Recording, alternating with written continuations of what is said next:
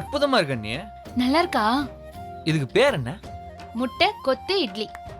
இவ்வளவு சீக்கிரத்தில் வேண்டியா? எப்படி என்னோட கண்டுபிடிப்பு? அசைத்துட்ட போ, சூப்பரா இருக்குதானா? இன்னைக்கு 12:30 மணி ஆகியும் உங்க அண்ணி சமைக்கவே இல்ல ஜீவா. ஏண்டி அவங்கள தவிர உனக்கு சொல்றதுக்கு வேற விஷயமே இருக்காதா? கேட்டா தலைவலி சமைக்கலன்னு சொல்றாங்க. உங்க அம்மா அதுக்கு என்ன பதில் சொல்லுவாங்கன்னு உனக்கே தெரியும்.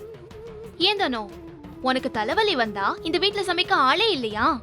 இந்த மீனா என்ன பெரிய மகாராணியான்னு என்னதான் கேட்பாங்க. உங்க அண்ணி ஏன்டா இப்படி செய்யறாங்க? ஒண்ணு அவங்க சமைக்கணும், இல்ல என்னையாவது சமைக்க விடணும். சமைக்க விட்டா அப்படியே சமைச்சு கிழிச்சுற மாதிரி தான் பேசுறது. ஏன் எனக்கு என்ன? நான் தான் சமைப்பேனே ஜீவா. ஏதோ ஏதாவது சமைச்சிருப்பேன்ல. உங்க அண்ணிக்கு சமைக்க முடியலன்னா நான் ஏன்டா தயிர் சாதம் சாப்பிடணும்? இதெல்லாம் ஒரு விஷயம்னு இப்படி நேரம் பேசிட்டு இருக்காத, கடுப்பாயிடுவேன். எந்திரிச்சு போ பேசாம. எனக்கு இது விஷயம் தான் ஜீவா. நானே போறேன்னாலும் என்ன கிச்சனுக்குள்ள விட மாட்டேங்கிறாங்க. அப்படி சொல்றதுக்கு அவங்க யாருடா? ஒழுங்கு மரியாதை எந்திரிச்சு போயிரு. கடுப்பை கிளப்பிக்கிட்டு ஸ்கூல்ல பசங்க கிள்ளிட்டான் அடிச்சிட்டான்னு சொல்றத விட கேவலமா இருக்கு நீ கம்ப்ளைண்ட் பண்றது. உள்ள போய் தூங்க, இல்ல பாட்டு கேளு, என்ன ஆளை விட. கொசு மாதிரி காது கிட்ட வந்து சும்மா நையி நையின்னு. உன்கிட்ட போய் சொன்ன பாரு, என்ன சொல்லணும்? எத்தனை தடவை திட்டு வாங்கினாலும் எனக்கு புத்தி வர மாட்டேங்குது. நீ உன் அன்னைக்கு தானே சப்போர்ட் பண்ணுவ. போ, எக்கேடோ கேட்டு போ. எனக்கு என்ன, நான் போறேன்.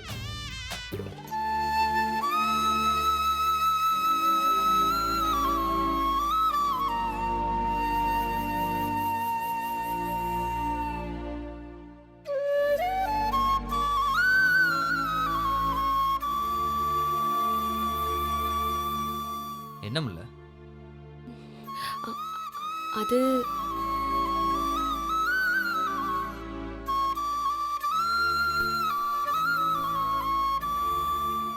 தனாக்கா வேணும்னே மீனாவை சமைக்க வேண்டாம்னு சொல்லல.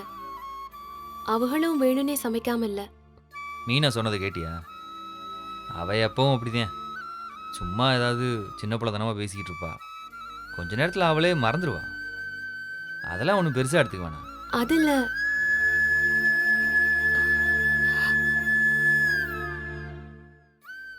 நம்ம வீட்ல நிஜமாவே சமைக்கிறதுக்கு அரிசி இல்ல. அதனாலதான் அக்கா சமைக்கல. அரிசி இல்லையா? ம், வீட்டில் எப்படி அரிசி இல்லாமல் போகும்? போன வாரம் கூட நான் தான் ஒரு மூட்டையை கொண்டு வந்து போட்டேனே. கடையில ஏதோ சரக்கு கம்மியா இருக்குன்னு அவங்க வந்து எடுத்துட்டு போனா.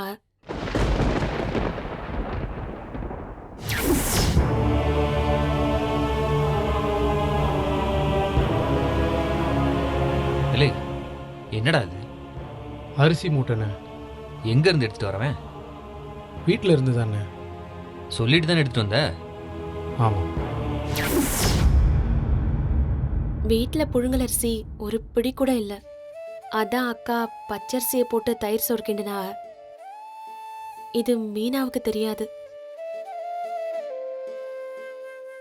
அக்கா அவங்க யாருக்கும் தெரியக்கூடாதுன்னு தான் இப்பவும் நினைப்பா.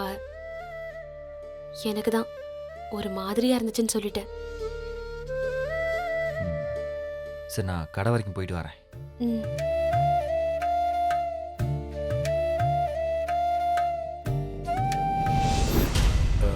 இல்லைண்ணே, சாயந்தரத்துக்குள்ளே வேணும்ண்ணே. கொஞ்சம் ரெடி பண்ண முடியுமான்னு பாருங்களேன். அண்ணே, வியாபாரத்தில் இப்படி ஆகுறதெல்லாம் ஜகாசந்தாண்ணே. இல்லை, கொஞ்சம் அவசரமாகி போச்சு, அதனால தான். நேரம் கிடச்சிருந்தா நானே இது என்னான்னு பார்த்து சமாளிச்சிருப்பேன். கொஞ்சம் என்னான்னு பார்த்துட்டு கூப்பிட்றீங்களா? சரிண்ணே, நல்லதுண்ணே. என்னாச்சு மாமா? ஒன்றும் இல்லை தானே. தானே, கொஞ்சம் மோர் எடுத்துட்டு வா. தானே, இல்லை வேணாம். ஏன் மாமா? இல்லை, எப்படி இருக்கேன் பாரு, நான் இப்போ தான் குடித்தேன், அதுக்குள்ளே அதை மறந்துட்டு மோர் எடுத்துட்டு வேணும்னு சொல்கிறேன் பாரு. திரும்பவும் ஏதாவது பிரச்சனையா மாமா? பிரச்சனையெல்லாம் ஒன்றும் இல்லை தானே. பண பிரச்சனையா மாமா? இதை மட்டும் கரெக்டாக கண்டுபிடிச்சிருவிய. நீங்க பேசும்போதே புரியுதே. ஒன்றும் இல்லை தானே. இருந்த பணத்தெல்லாம் அடுத்தடுத்து கொடுத்து விட்டேன். ஒருத்தருக்கு அவசரமாக ஒரு 80,000 ரூபா கொடுக்கணும். அதான் நம்ம குமாரன் இல்லை, அவர்கிட்ட கேட்டுட்டு இருந்தேன். அவர் தரேன்னு சொன்னாரா? தந்து தானே ஆகணும். ஏன்டா அது நம்ம பணம் தானே. அவர் பையன் கல்யாணத்துக்கு வாங்கினாரு 1,50,000 லட்சம் ரூபா. அது இன்னும் தரவே இல்லை. சரி, அதை மொத்தமாவே கேட்க வேண்டியதானே? அவர்கிட்ட 80,000 மட்டும்தான் கேட்டிங்களா? அதான் நான் சொல்லலை. அப்ப இன்னைக்கு கொடுத்துருவாரா? எங்கே கொடுக்குற மாதிரி தெரியலையே. எதுக்கும் கேட்டு வைப்ப முடியுதான் கேட்டேன். ஏன் தானே நம்மளுக்கு இந்த மாதிரி சிக்கல் விளாண்டு வச்சுக்க, வாயை திறந்து கேட்கறதுக்கு நம்மளுக்கு மனசு வராது. நம்ம கேட்கலண்டா அவங்களும் கொடுக்கவும் மாட்டாங்க. அவர் தரலன்னா கொடுக்க வேண்டிய ஆளுங்களுக்கெல்லாம் எப்படி கொடுப்பீங்க? அதை பார்த்துக்கலாம். அப்படி இல்லைண்டா வெளியில் எங்கேயாவது வாங்கிக்கிற வேண்டியதான். கடை வாங்க போறீங்களா? வியாபாரத்துல எல்லாம் கடை வாங்காமல் இருக்க முடியுமா? அப்படி வாங்கினாலும் அதுக்கு பேர் கடை கிடையாது, கொடுக்கல் வாங்கல தான். தானே இதெல்லாம் மண்டையில் ஏற்றிட்டு இருக்காத, விடு, நான் பார்த்துக்கிறேன். ஏன் மாமா, எல்லாம் பண்றதுக்கு நீங்க என்ன சூப்பர்மேனா? வியாபாரம் பண்ணுற எல்லாத்துக்குமே இந்த மாதிரி பிரச்சனைகளும் தொல்லைகளும் வரத்தான் செய்யும். இதெல்லாம் ஆட்டோமேட்டிக்காக சரியாயிரும், விடு, குழப்பிக்காத. ஏன் மாமா, நீங்க எவ்வளவு வேணும்னு சொன்னீங்க? ஏன்? அட சொல்லுங்க மாமா. 80,000 ரூபா. வீட்டில் கல்யாணம் நடந்ததுக்கு அப்புறம் அந்த 2 பிள்ளைகளுக்கும் 20-30 பவுனில் நகை எடுத்தது, அப்படி இப்படின்ட்டு பணம்லாம் செலவாயிடுச்சு.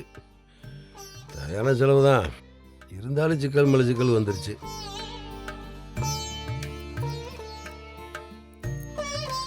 ஏய், இது எதுக்கு இப்போ கலட்டுறவ? என்னங்க மாமா, இதை வச்சு பணம் ஏற்பாடு பண்ணுங்க. ஏய், உன்கிட்ட பணம் இல்லைன்னு இப்போ சொன்னான் நானே. ஏதோ கேட்டேன்னு பிரச்சனை சொன்னேன். இப்போ என்ன வேலை செஞ்சுட்டு இருக்க நீ? முதல்ல கையில் போடுறீங்க. இருக்கட்டும் மாமா, ஆட இதை முதல்ல பிடிங்க. என்னங்க, இதை வச்சு ஏற்பாடு பண்ணுங்க.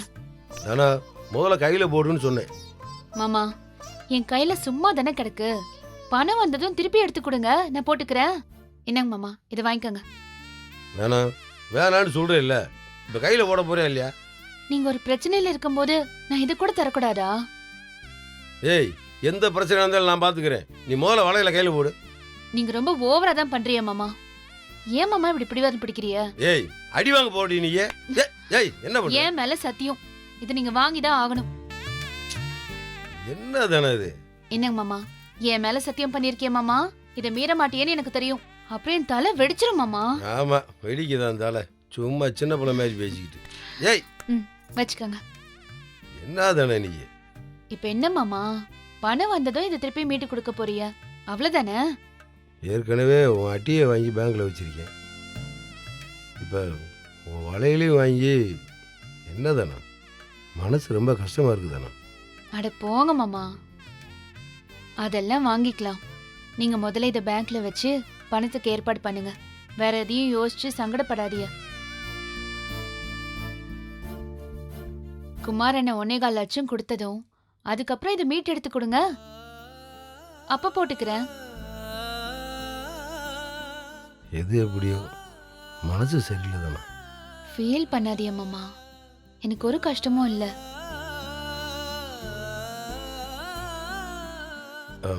சரி, ஜீவாங்க இங்கதான் இருந்தா. ஜீவா, இங்கதானே இருந்தா. ஜீவா, மீனா, ஜீவா எங்க? வீட்ல இல்ல. எங்க போயிருக்கானா தெரியல, என்கிட்ட சொல்லிட்டு போல. பேங்க்கு போகணும், பணத்தை போடணும்னு தான் அவனை கையோட கூட்டிகிட்டு வந்தேன். இப்போ எங்கே போனேன்னு தெரியலையே. இங்க பக்கத்துல தான் எங்கேயாவது போயிருப்பா மாமா. நீங்க ஃபோன் பண்ணி பாருங்க.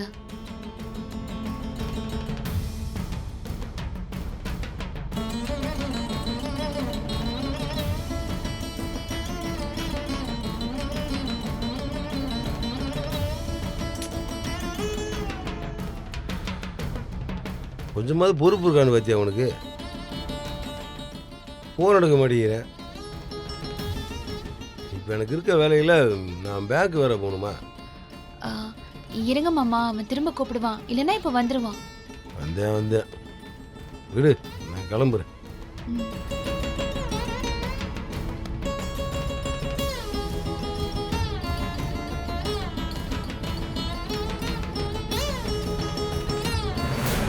ஏதோ வேலைக்கார மாதிரியே ட்ரீட் பண்றது ரொம்ப ஓவரா தான் இருக்கு.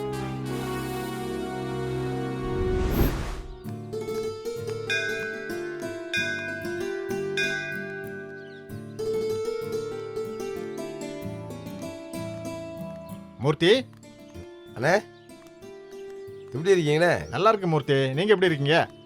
இருக்கேண்ணே. கடையில வியாபாரம்லாம் எப்படி போயிட்டு இருக்கு? கடையில் தான் என்ன நடக்குது ஏது நடக்குதுன்னு உங்களுக்கு நல்லா தெரியுமே. ம், ம். ஒரே நாளையில் கடைக்கு வர சரக்கு நிறுத்தினா வியாபாரம் எப்படி பாதிக்கும்னு உங்களுக்கு தெரியாதானே? இதெல்லாம் செய்ய வேண்டாம்னு நான் எவ்வளவோ சொன்னேன் சத்தியமூர்த்தி.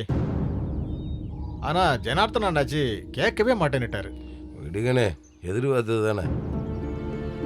என்ன, அவர் என் தம்பி கண்ணன் அடித்தார், தேவையில்லாத வார்த்தையை பேசினார்.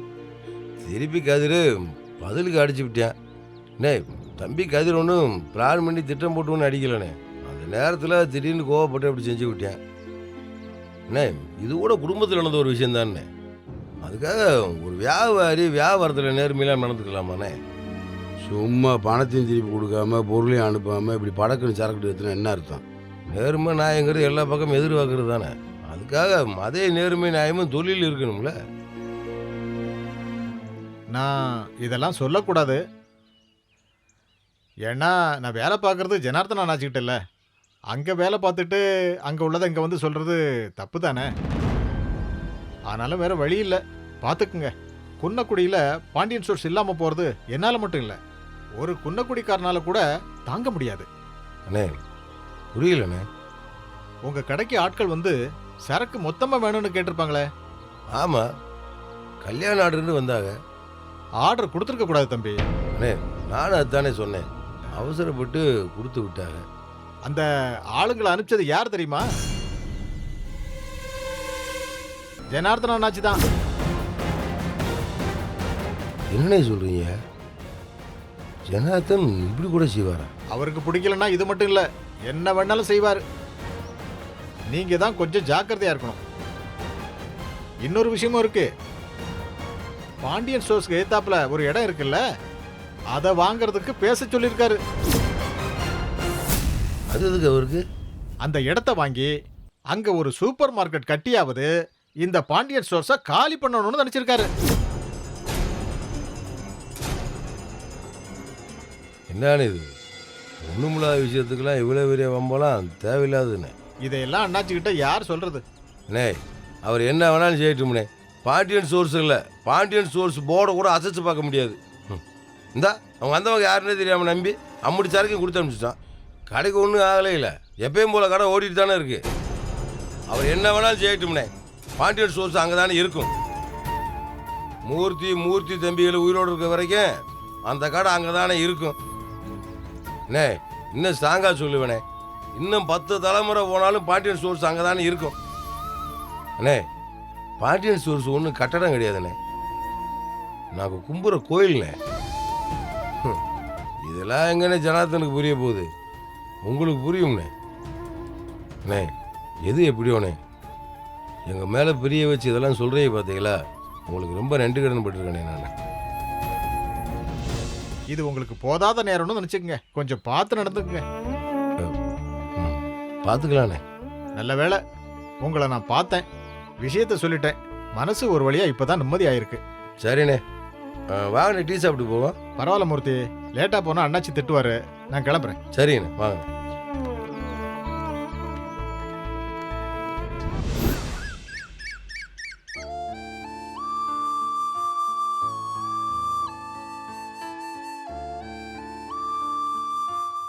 இந்த ஜீவா எங்க தான் போனா?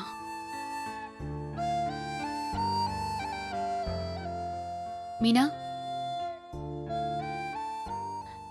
மீனா, ஜீவா எங்க தான் போனா? உன்கிட்ட சொல்லிட்டு போலையோ? ஏங்க காமெடி பண்றீங்க? அவன் இப்போ என்கிட்ட சொல்லிட்டு போயிருக்கான், உங்ககிட்ட தானே சொல்லிட்டு போவான். இந்த அவன் இவங்கிறதெல்லாம் வெளியாளுங்க யாராவது இருக்கும்போது சொல்லாத மீனா.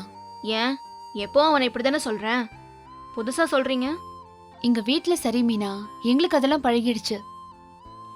பக்கத்து வீட்ல செல்வி அக்கா 10 தடவை என்கிட்ட கேட்டாங்க, ஏன் ஜீவாவை மீனா அவன் இவனு கூப்பிடுறான்னு. நீ அவங்க முன்னாடி அப்படிதான் கூப்பிடுற போல. எனக்கு ஜீவாவை அப்படி கூப்பிட்டு பழகி போச்சுங்க. செல்வி அக்கா கேக்குறாங்கிறதுக்காக என்னங்க அப்படின்னு கூப்பிட்டா நல்லாவா இருக்கும்? அப்படிலாம் கூப்பிட வேண்டாம். ஆனா அவன் போறான் அப்படின்லாம் சொல்ல வேண்டாம், சரியா?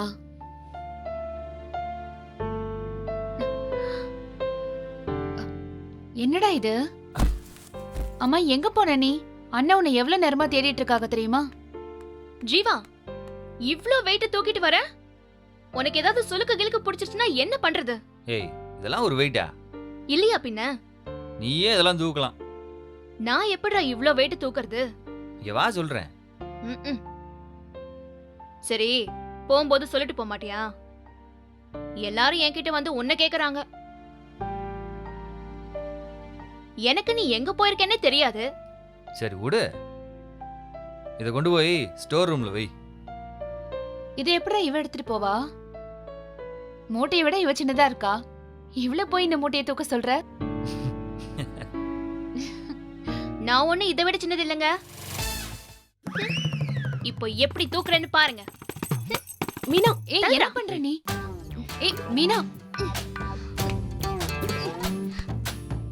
ஏங்க வேண்டாங்க, சுளுக்குகளுக்கு பிடிச்சிட்டு போகுது. ஹலோ, என்ன குடும்பமா ஓட்டுறீங்களா? இப்ப நான் அதை தூக்கி காட்டுறேன் பாருங்க. ஜீவா, இதை தூக்கி என் தோள் மேல வையேன். வா. ஏய், அண்ணி சொன்ன மாதிரி இதை விட நீ வெயிட் கம்மியா தான் இருப்ப. சும்மா இருக்கியா கொஞ்ச நேரம்? நான் கூட தூக்கலான்னு நீ தானே இப்ப சொன்ன. ஏய், அது சும்மா சொன்னேன். அதெல்லாம் முடியாது. இதை தூக்கி இப்ப என் மேல வை ஜீவா. ஏங்க சும்மா இருக்கீங்களா? நீங்க சும்மா இருங்க. ஜீவா, இதை தூக்கி வை. மீனா விழுந்துற போற, பேசாம இரு. இப்ப நான் இதை தூக்கணும். இந்த மூட்டையை விட நான் குட்டியா இருக்கேனா? நான் யாருன்னு உங்களுக்கு இப்ப காட்டுறேங்க. தூக்கி வை ஜீவா. ஏய் இருடா ஜீவா, நீ பட்டாதான் திருந்துவேன்னு சொன்னா நாம என்ன நீ பண்ண முடியும்? எங்க வைக்கணும்? தலையிலயா தோல்லையா? ஜீவா தோல்ல வை.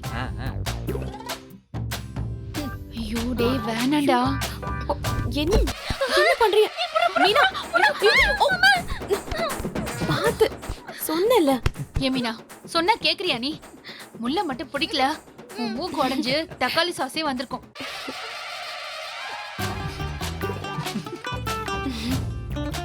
நான் தண்ணி குடிக்கல, தண்ணி குடிச்சிட்டு வந்து தூக்குறேன். தண்ணி குடிச்சா எப்படி தூக்க முடியும்? அக்கா, கண்ணாடியை திருப்பினா ஆட்டோ எப்படி ஓடும்? என்னங்க நீங்களும் சேர்ந்து என்ன ஓட்டுறீங்களா? இல்ல, தண்ணிய குடிச்சிட்டு வரேன் பாருங்க. ஏய் மீனா. ஏய், ஆமா ஜீவா, உங்க அண்ணன் பேங்க் போக சொன்னாராமே, நீ எங்க போன? ஏன் நீ வீட்ல அரிசி இல்லைன்னா சொல்ல மாட்டீங்களா? அது அரிசி இல்லைன்னு யார் சொன்னா?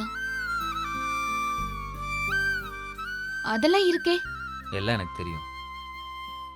அரிசி இல்லைன்னு அதை எங்ககிட்ட சொல்ல முடியாம என்னென்னமோ ஓடி சமைச்சிருக்கீங்க. ஏன் நீ இப்படிலாம் பண்றீங்க? அரிசி எடுக்கதான் ஓடுனியா? ம், கடையில எம்புட்டு பிரச்சனை இருந்தா வீட்ல இருந்து அரிசி எடுத்துட்டு போவியா? நான் எப்படிடா சொல்லுவேன்? எல்லாமே கடைதேன். கடையில கஸ்டமர் ஒரு பொருள் கேட்டா இல்லைன்னு சொல்லக்கூடாதுன்னு வீட்டில் இருக்கா இல்லையான்னு பார்க்காம எடுத்துட்டு போயிட்டான். அதுக்குன்னு நீங்க ஏன் நீ யாருக்கிட்டையும் சொல்லாம இவ்வளவு கஷ்டப்படணும்? விடுறா, எப்பவும் இப்படி இல்லைல்ல, எப்பவாவது நடக்கிறது தானே. ஆனாலும் அரிசி இல்லாம வீட்ல உங்களுக்கெல்லாம் சமைச்சு தர முடியாம திணறிதான் போயிட்டேன். எல்லாம் என்னாலதான். நீ நான் பாட்டுக்கு மொத்த சரக்கையும் தூக்கி கொடுக்க போய் நம்ம வீட்டில் எல்லாரும் பட்னியா இருக்கிற நிலைமைக்கு வந்துட்டோமே. அடி வாங்க போற. அரிசி இல்லதா, அதுக்காக உங்களெல்லாம் நான் பட்னியாவா போட்டுருவேன்? என்னடா நீ? இந்த வீட்டில் கடையில் ஒண்ணுமே இல்லாதப்பவும் இங்க எல்லாரையும் சந்தோஷமா வச்சிருந்த ஆள நீங்க. எனக்கு தெரியும் நீ. ஆனாலும் எனக்கு மனசாட்சி இல்லையா? நான் ஒரு நிமிஷம் யோசிச்சு மொத்தமா எல்லா சரக்கையும் கொடுக்காம இருந்திருந்தா இந்த நிலைமை வந்திருக்காதுல்ல.